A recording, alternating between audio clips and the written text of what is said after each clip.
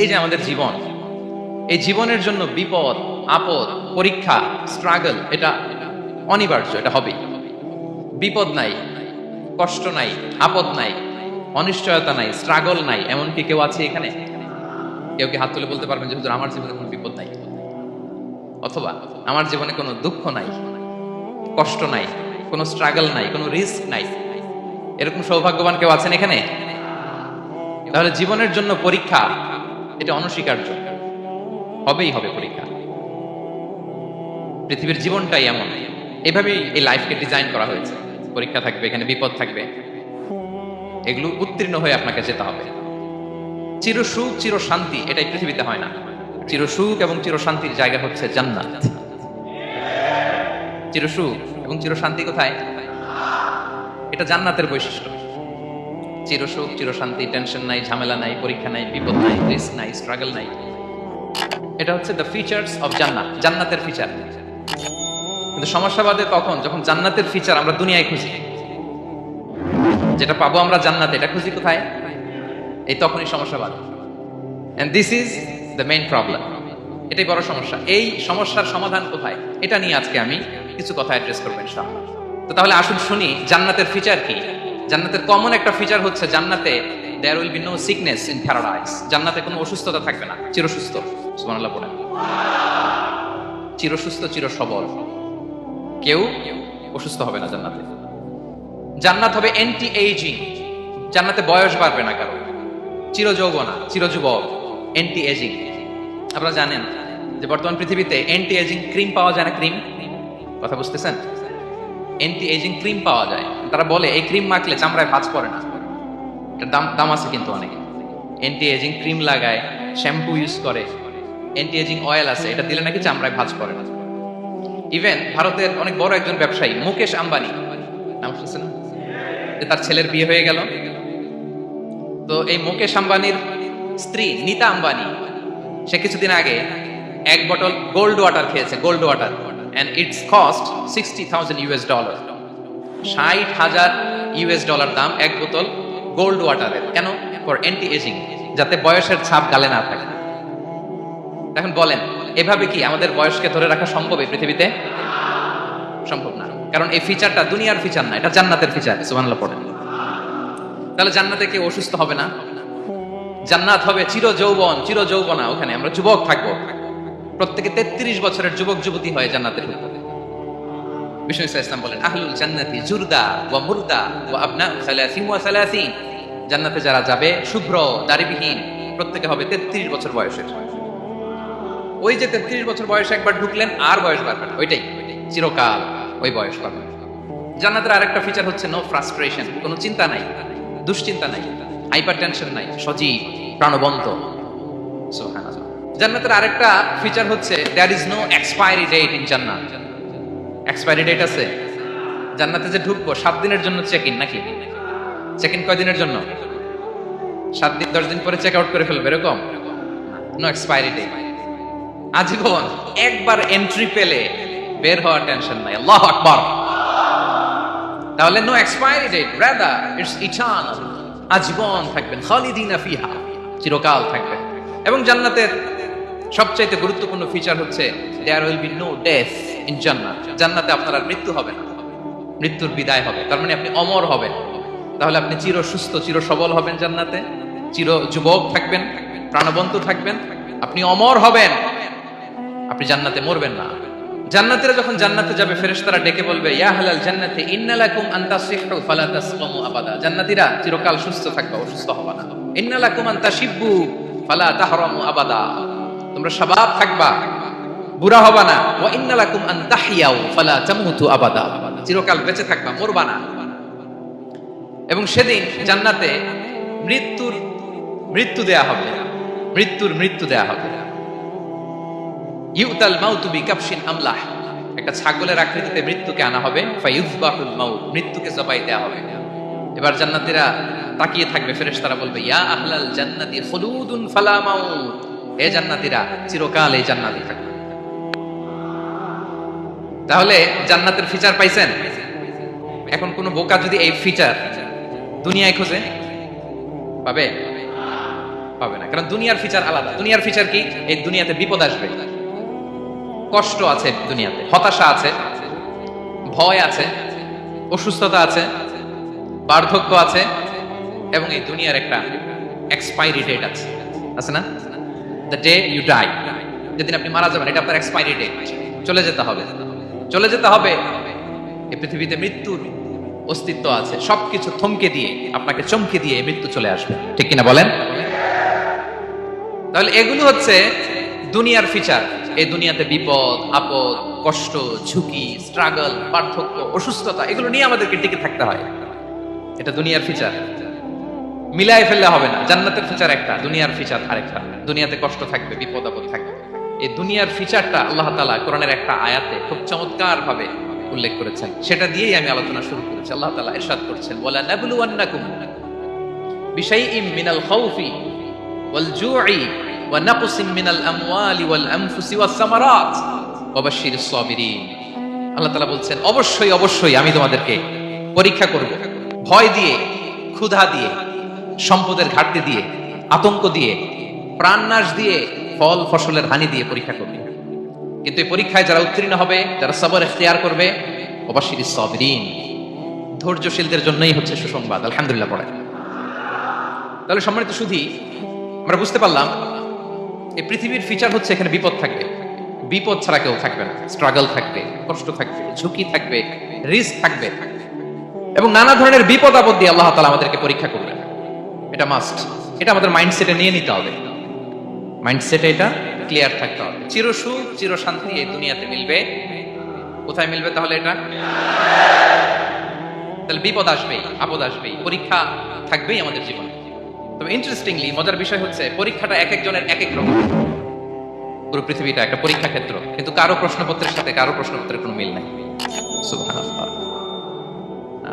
আমার পরীক্ষা একরকম, আপনার পরীক্ষা আরেক রকম, ওই ভাইয়ের পরীক্ষা আরেক রকম, ওনারটা আরেক রকম। সবাই পরীক্ষার্থী, সবাই পরীক্ষার্থী, কিন্তু কারো প্রশ্নপত্রের সাথে কারো প্রশ্নপত্রের কোনো মিল নাই। কারোর জন্য পরীক্ষা হচ্ছে সে খুব অসুস্থ, প্রচন্ড অসুস্থতা, তার জন্য পরীক্ষা। ক্যান্সারের রোগী, দুরারোগ্য ব্যাধি, ডক্টর বলছে 4th স্টেজে চলে আসছে, কয়েক মাস বাঁচতে পারে, এটা তার জন্য পরীক্ষা। আবার কারো দেখবেন যে খুব একটা অসুস্থতা নাই, অসুস্থতার ঝামেলা নাই, কিন্তু তার দারিদ্রতা আছে, তার আর্থিক অনটন, এটা তার জন্য পরীক্ষা। আবার কারো দেখবেন অসুস্থতাও নাই, দারিদ্রতাও নাই, তার দাম্পত্য জীবনের সমস্যা আছে না নাই? অনেকের দেখবেন এগুলো কোনোটাই সমস্যা না, তার ছেলে কথা শোনে না, মাদকাসক্ত। আহা, মাদকাসক্ত, রিহ্যাবে পাঠায়, আবার আসে, আবার গাঁজা খাওয়া শুরু করে, আছে না নাই বলেন? দেখেন তার পরীক্ষাটা আবার আলাদা। অনেকের দেখবেন মেয়ে বাবার কথা শোনে না। আবার অনেকের দেখবেন যে ব্যবসায় সমস্যা, লসের পর লস, লাভ উঠাতে পারে না। তাহলে পরীক্ষা ছাড়া, বিপদ আপদ ছাড়া দুনিয়াতে কেউ নাই, কেউ নাই প্রিয় ভাইরা। এটা আমাদের মাথায় রাখতে হবে। পরীক্ষা আপনাকে দিতেই হবে, পরীক্ষা দিয়ে দিয়েই নিজেকে প্রমাণ করতে হবে। আর এক একজনের পরীক্ষাটা এক এক রকম, কারো পরীক্ষার সাথে কারো পরীক্ষার কোনো মিল থাকবে না। তো মাঝে মাঝে আমরা এটা ভুলে যাই। আল্লাহ তাআলা কালামে পাকে রিমাইন্ডার দিয়ে আমাদেরকে স্মরণ করিয়ে দিতে চান যে এই পৃথিবীতে আসলে তোমরা এসেছো পরীক্ষা দিতে। এটাই জীবনের বড় বাস্তবতা।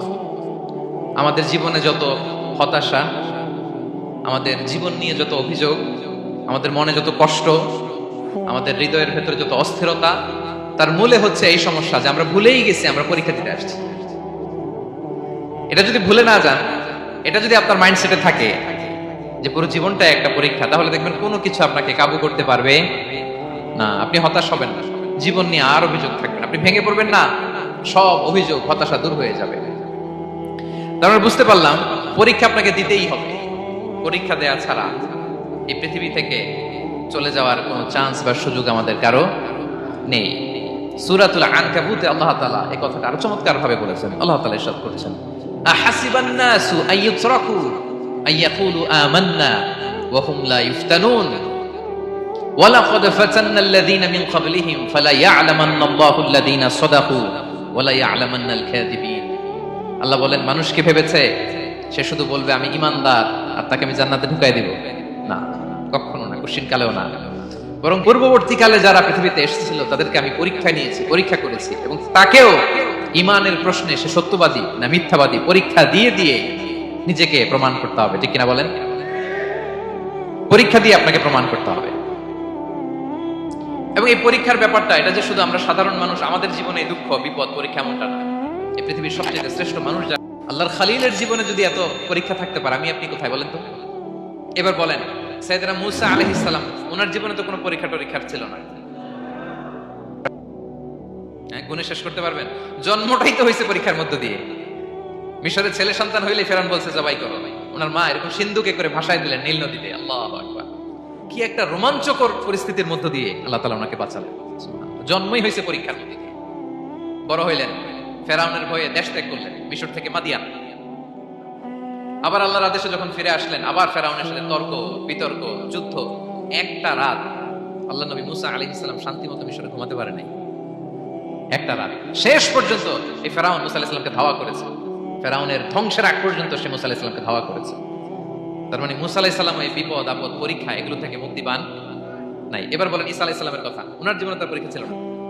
কি পরীক্ষা ছিল? হ্যাঁ, আল্লাহু আকবার। Same scenario goes to the biography of every messenger in the world. সব নবীর ক্ষেত্রে একই ঘটনা ঘটেছে। সাইয়েদনা ঈসা আলাইহিস সালাম দাওয়াত যখন দিলেন, ওনার বিরোধিতা শুরু হলো, ওনাকে হত্যার ষড়যন্ত্র হলো। ইভেন কি ওনাকে মারার জন্য বনি ইসরাইলেরা উদ্ধত হলো, জানে বাঁচবার জন্য পালালেন। এক ঘরে ঢুকলেন, চারদিক দিয়ে ঘেরাও করলেন, উনি দরজা জানালা লাগাই দিলেন। ওরা বললো একজন দরজা ভেঙে জানালা ভেঙে ভিতরে ঢুকো, ঢুকে দেখো বেটা ঈসা কি করে। একজন ভিতরে ঢুকছে, ঢুকার সাথে সাথে বল রাফাআহুল্লাহু ইলাইহি, আল্লাহ তাআলা ঈসা আলাইহিস সালামকে উপরে উঠায় নিলেন।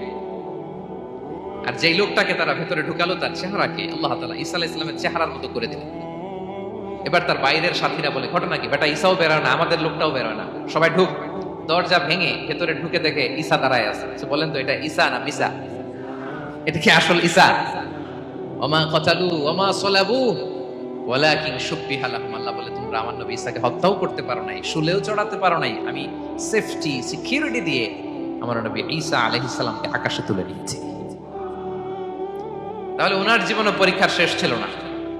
এবার যদি আমরা বিশ্বনবী সাল্লাল্লাহু আলাইহি ওয়াসাল্লামের জীবনের দিকে তাকাই, ওনার জীবনটা দেখেন তো।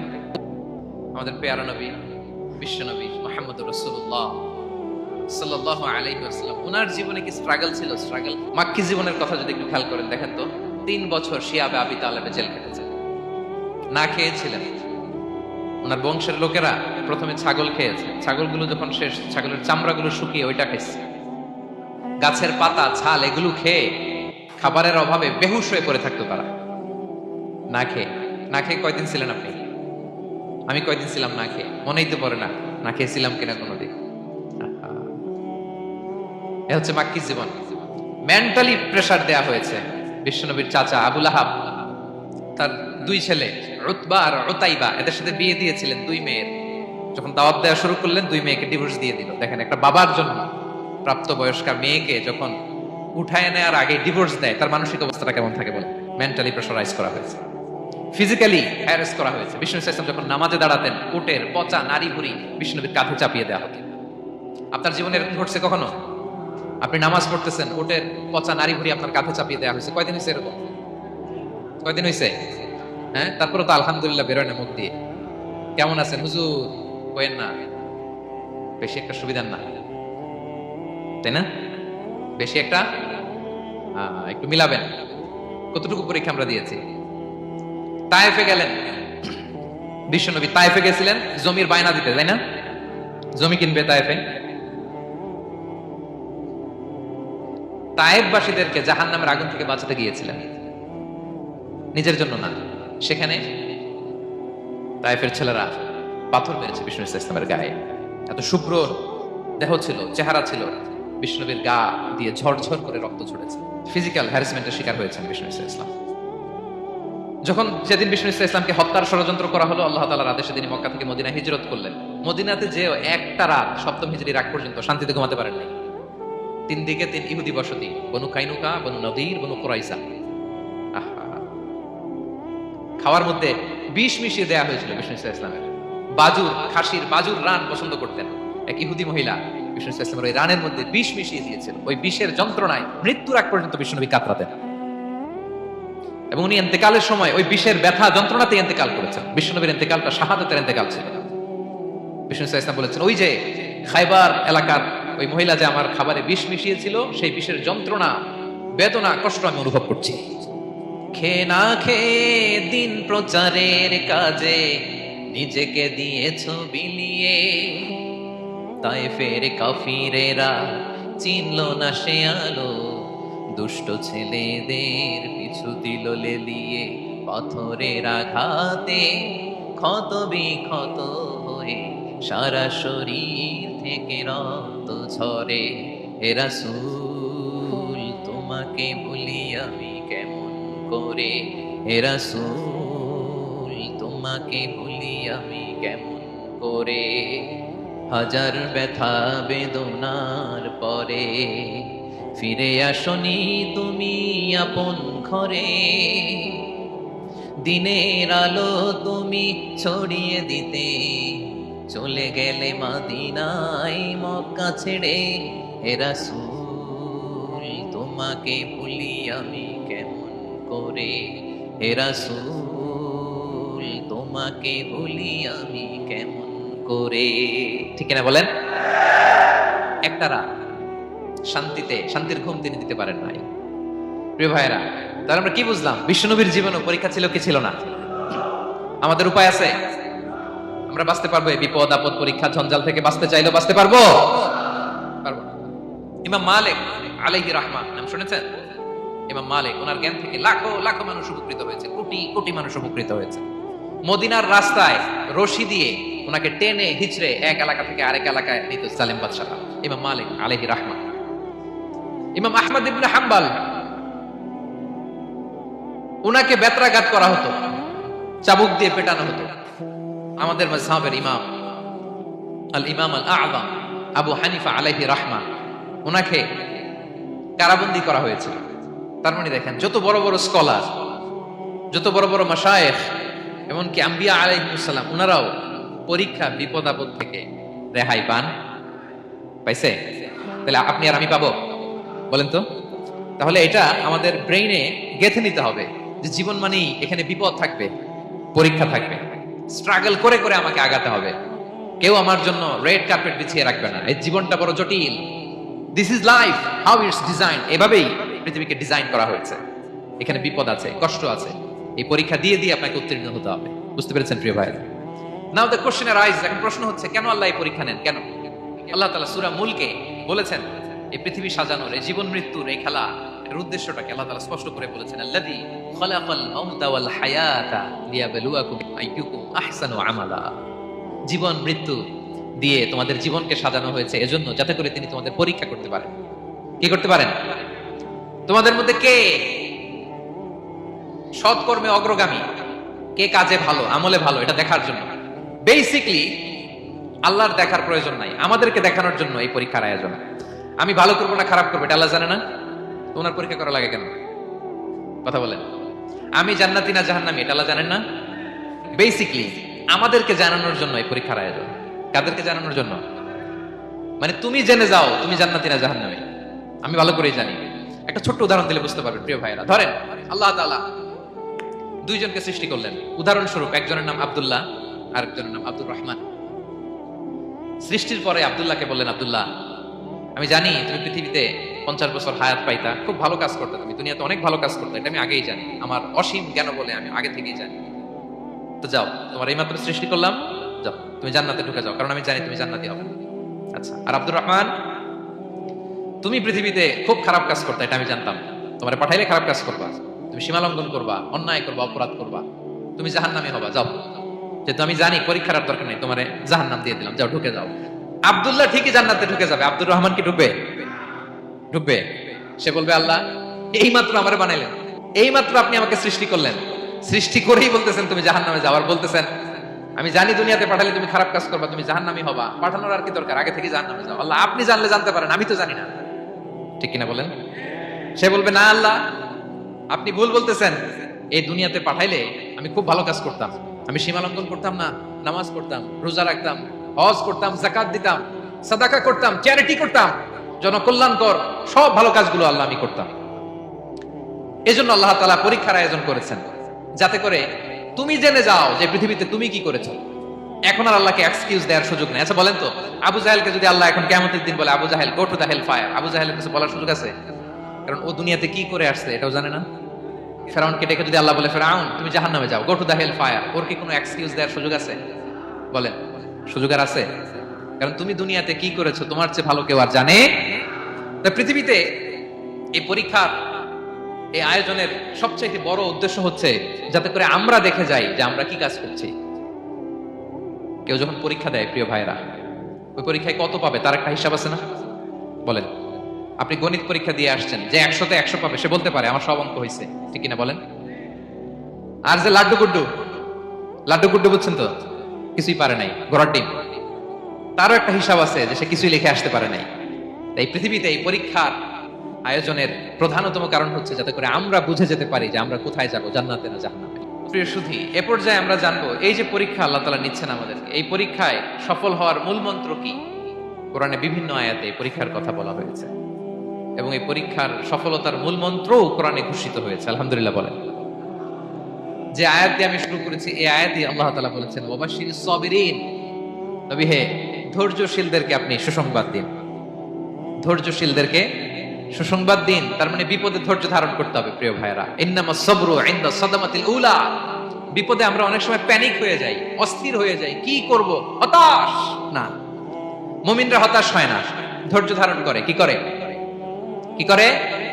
ধৈর্য ধারণ করার শক্তি দাও গো মেহেরবান আমায়, দাও গো মেহেরবান। পড়েন, ধৈর্য ধারণ করার শক্তি দাও গো মেহেরবান আমায়, দাও গো মেহেরবান। সবাই বলুন একসাথে, ধৈর্য ধারণ করার শক্তি দাও গো মেহেরবান আমায়, দাও গো মেহেরবান। বুকের ভেতর ব্যথার নদী বইছে অবিরা, বইছে বইছে অবিরা।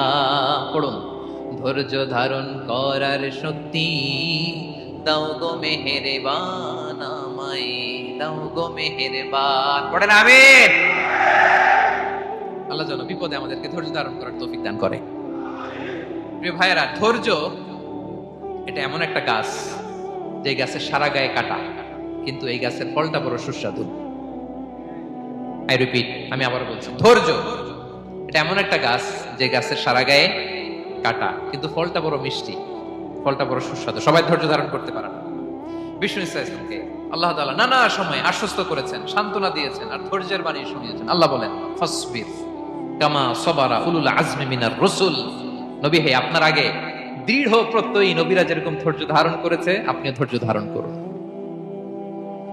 সূরাতুল মুজাম্মিল আল্লাহ তাআলা বলছেন, ওয়াসবির আলা মা ইয়াকুলুনা ওয়াহজুরহুম হাজরান জামিলা। ওরা যাই বলুক আপনি ধৈর্য ধারণ করুন, ওদের কথাকে ইগনোর করুন। Just ignore what they are saying to you. যা বলে আপনি জাস্ট ইগনোর করেন।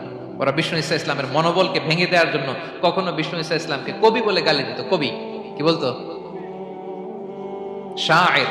কখনো বলতো মজনুন, পাগল। নাউজুবিল্লাহ পড়বেন না? পাগল বলে গালি দিত। মাঝে মাঝে বলতো কাহিন, গণক। মাঝে মাঝে বিষ্ণু ঈসা ইসলামকে তারা বলতো আবতার, লেস কাটা। মুহাম্মদ তোমার ছেলে নাই, তোমার বংশ নির্বংশ হয়ে গেছে, তোমার নাম নেয়ার মতো কেউ নাই। আহা, কপাল পোড়া। গোটা বিশ্বব্যাপী বিষ্ণু ঈসা ইসলামের সুনাম সুখ্যাতি ছড়িয়ে দিয়েছে কে? আকাশ বাতাস মাড়িয়ে, সাত আকাশ ছাড়িয়ে আল্লাহর আরশ পর্যন্ত আল্লাহ তাআলা বিষ্ণু নবীর সুনাম সুখ্যাতিকে সুউচ্চ করেছেন। ঠিক কিনা বলেন? ইগনোর করুন। আপনাকে কবি বলে, গণক বলে, আপনাকে পাগল বলে, আপনাকে লেস কাটা বলে, জাস্ট ইগনোর দেন। বর্তমান সময়েও নানা ধরনের ট্যাগ আমাদেরকেও দেয় কি দেয় না বলেন? দেয়। আমাদেরকে কি বলে? মৌলবাদী বলে, বলে বলে ওই যে রাজাকার বলে। রাজাকার রাজাকার খেলার দিন শেষ। মন মতো হইলে মুক্তিযোদ্ধা, মন মতো না হইলে রাজাকার, এই দিন শেষ। ওই দিন আর নাই। এই কার্ড দিয়ে আর খেলার দিন নাই। এগুলো মানুষ আর খায় না এখন, এগুলো গিলে না আর। সাধারণ মানুষ বড্ড সচেতন। দেখেন কালের বিবর্তনে, সময়ের আবর্তনে একই পরিক্রমা আমাদেরকেও ট্যাগিং করে, আমাদেরকে মৌলবাদী বলে, ব্যাকডেটেড বলে, রাজাকার বলে, জঙ্গি বলে, যুদ্ধাপরাধী বলে, আছে না এরকম? ওয়াসবির আলা মা ইয়াকুলুন, নিজের সাথে মিলায় নেন, যা বলে ধৈর্য ধারণ করো। ওয়াহজুরহুম হাজরান জামিলা, জাস্ট ইগনোর দেন, ভালোভাবে ইগনোর করেন, খালাস, সালাম দিয়ে কেটে পড়েন। তাহলে প্রিয় ভাইরা, এই বিপদ আপদ আমাদের পিছু ছাড়বে না, পিছু ছাড়বে না। নবীদের পিছু ছাড়ে নাই, আমরা কোথায়? আমরা আর কি? বিপদ আমাদেরকে ধৈর্য ধারণ করতে হবে, মনোবল হারাইলে হবে না। দেখেন বিশ্বনবী কিভাবে আপনাদেরকে সান্ত্বনা দেয়। বিশ্বনবী বলেন, আজাবান লি আমরিল মুমিন, মুমিনের ব্যাপারটা বড় আশ্চর্যজনক। ফাইন্না আমরাহু কুল্লাহু লাহু খাইর, মুমিনের জীবনে যা ঘটে সবটাই খাইর, সবটাই কল্যাণ। ইন আসাবাতহু সাররাউ শাকারা ফাকানা খাইরাল্লাহ ওয়া ইন আসাবাতহু দাররাউ সাবারা ফাকানা খাইরাল্লাহ। মুমিনের জীবনে যদি সুখ আসে তাহলে মুমিন শুকরগুজার হয়, এটা তার জন্য ভালো। আর যদি মুমিন জীবনে দুঃখ আসে তাহলে সে সবর ইখতিয়ার করে, এটাও তার জন্য ভালো। সুবহানাল্লাহ। তাহলে দেখেন, আমরা হয় সুখে থাকি নয় দুঃখে থাকি, ঠিক কিনা বলেন? তাহলে সুখের সময় আমরা শুকর করি, কি করি? শুকরগুজার হই। শুকরিয়া করাও একটা ইবাদত, শুকরিয়া করাও কি? আর দুঃখের সময় আমরা সবর করি, সবর করাটাও একটা। তাহলে আমাদের পুরো জীবনটাই ইবাদত, পুরো জীবনটাই সুখের সময় শুকর আর দুঃখের সময় সবর। আওয়াজ করে বলেন, সুখের সময় শুকর আর দুঃখের সময়। এই দুই ইবাদত মুমিন জীবনে চলমান, কন্টিনিউয়াস, একটা উইন উইন সিচুয়েশন। কি বলেন? উইন উইন হয়ে গেল না? যেই পরিস্থিতিতেই থাকে আমাদের জন্য লাভ। আল্লাহু আকবার। তাহলে প্রিয় ভাইরা, এটাই জীবনের বাস্তবতা। সবর আমাদেরকে ইখতিয়ার করতে হবে, হতাশ হওয়া যাবে না। অনেকে আমরা অল্পতে হতাশ হই। এই যে আমরা ধৈর্য ধারণ করছি, এর ফল পাচ্ছি না? দীর্ঘ দেড় দশক ধরে ধৈর্য ধারণ করছেন না আপনারা? এখন মুক্তি, স্বাধীনতা, বিজয় এনে দিয়েছে কে? ধৈর্য ধারণ করুন। ধৈর্যের যে ফলাফল, এটা বড় মিষ্টি। ধৈর্য এমন একটা গাছ, এই গাছের সারা গায়ে কাটা, কিন্তু এর ফলটা বড় সুস্বাদু, এর ফলটা বড় মিষ্টি। ধৈর্য ধারণ করার অভ্যাস করতে হবে প্রিয় ভাইরা। মুমিন হতাশ হয় না, হাল ছেড়ে দেয় না। মুমিন ভরসা রাখে একজনের উপর, তিনি কে? লা তাইয়াসু মির রাউহিল্লাহ ইন্নাহু লা ইয়াইয়াসু মির রাউহিল্লাহি ইল্লাল কওমুল কাফিরুন। আল্লাহর রহ থেকে, রহম থেকে নিরাশ হয়ে যাও না। কাফির ছাড়া, অকৃতজ্ঞ ছাড়া কেউ আল্লাহর রহ থেকে, আশা থেকে নিরাশ হয় না। শয়তানের সবচেয়ে বড় মিশন হলো আমাদেরকে হতাশ বানানো, এটা খেয়াল রাখতে হবে। শয়তানের সবচাইতে বড় মিশন কি? আমাদেরকে হতাশ করে দেয়া। হতাশ বানাইতে পারলে সে সাকসেসফুল, খুশি। কিন্তু আমরা এত সহজে হতাশ হই না, আমরা নিরাশ হই না, আমরা বিপদে হাল ছেড়ে দেই না। আমরা ভরসা রাখি এক মহান সত্তার উপর, তিনি কে? মনে থাকবে, বিপদ আসলে ভেঙে পড়বেন, ভিসা না হইলে কান্নাকাটি শুরু করবেন, ব্যবসায় লস হইলে হাউমাউ, হ্যাঁ, দেশ থেকে কোনো দুঃসংবাদ আসলে হতাশ হবেন, ভেঙে পড়বেন। ধৈর্য ধারণ করব আমরা। আওয়াজ করে বলেন, আমরা কি করব? সবর। বিপদ ট্যাকেল দেওয়ার প্রথম স্টেপ হচ্ছে সবর, ধৈর্য ধারণ করতে হবে। অবশ্যই সাবিরিন, ধৈর্যশীলদেরকে সুসংবাদ দাও। বিপদ থেকে বাঁচার দ্বিতীয় স্টেপ হচ্ছে এই বিপদ থেকে উত্তরণের চেষ্টা করতে হবে, কন্টিনিউয়াস প্রচেষ্টা চালিয়ে যেতে হবে। ওয়াল্লাযীনা জাহাদু ফিনা লানাহদিয়ান্নাহুম সুবুলানা, যারা আমার রাস্তায় চেষ্টা করে, প্রচেষ্টা করে, স্ট্রাগল করে, তাদেরকে আমি পথ দেখিয়ে দেই, সুবুল দেখিয়ে দেই, ওয়ে আউট দেখায় দেই, এক্সিট দেখায় দেই। কোথাও আটকাবেন না আপনি, আপনাকে এক্সিট দেখায় দিবে কে? মালয়েশিয়াতে কেলুয়ার বলে না, কেলুয়ার কি বলে চিনেন? কেলুয়ার মানে কি? এক্সিট, এক্সিট পেয়ে যাবেন, আটকাবেন না আপনি জীবনে কোথাও। 3 নাম্বার, আল্লাহর উপর তাওয়াক্কুল করতে হবে বিপদ আসলে। ওমাইয়া তাওয়াক্কাল আলাল্লাহি ফাহুয়া হাসবুহ, আল্লাহর উপর যে তাওয়াক্কুল করে আল্লাহই তার জন্য যথেষ্ট হয়ে যায়। তাহলে বিপদে প্রিয় ভাইরা আমরা প্যানিক হব না, ধৈর্য ধারণ করব, বিপদ থেকে উত্তরণের সর্বোচ্চ প্রচেষ্টা চালিয়ে যাব, আর ভরসা রাখবো একজনের উপর, তিনি কে?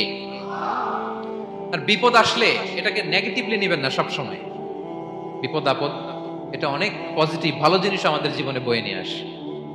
শাইখুল ইসলাম ইবনু তাইমিয়া আলাইহি রাহমা, উনি বলতেন, খুব দামি কথা, খুব হেভি ওয়েট কথা, মনোযোগ দিয়ে শুনুন। তিনি বলতেন যে নেয়ামত তোমাকে আল্লাহ থেকে দূরে সরায়, ওই নেয়ামতের চেয়ে বিপদ ভালো, যে বিপদ তোমাকে আল্লাহর দিকে ধাবিত করে। আই রিপিট, আমি আবারও বলি, যে নাজ নেয়ামত তোমাকে আল্লাহ থেকে দূরে সরিয়ে দেয়, সে নাজ নেয়ামতের চেয়ে ওই বিপদ আপদ ভালো, যে বিপদ আপদ তোমাকে আল্লাহর কাছে টেনে দেয়।